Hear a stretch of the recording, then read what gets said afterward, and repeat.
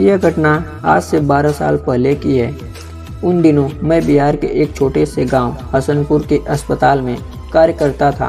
एक रात अस्पताल में ज़्यादा मरीजों की वजह से रात के 12 बज गए थे।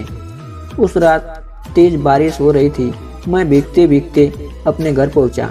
कपड़े गीले हो जाने की वजह से मैं अपने कपड़े बदल ही रहा था कि अचानक दरवाज़ा खटखटाने की आवाज़ आई।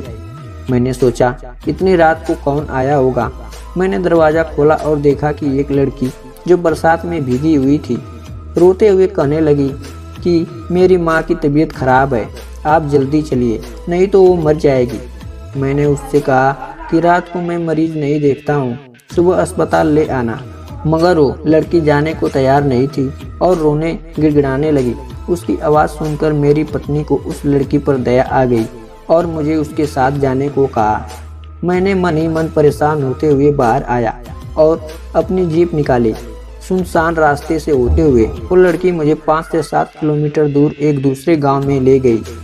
मैंने सोचा कि ये लड़की इतनी रात को मेरे यहाँ कैसे पहुँची, लेकिन मैंने इन बातों की तरफ ज़्यादा ध्यान न देते हुए एक मकान में पहुँचे और वहाँ उसकी माँ बीमार पलंग पर लेटी थी। मैंने उसकी नब्ज देखी और इंजेक्शन दे दिया और कुछ दवाएं लिखी।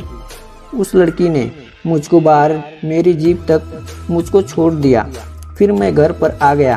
अगली सुबह मैं जब अस्पताल के लिए जाने लगा तो सोचा कि रात वाले मरीज से मिलता जाऊं, थोड़ा चक्कर ही पड़ेगा। रास्ते में जाने को ये सोचकर मैं वहाँ गांव में पहुंचा।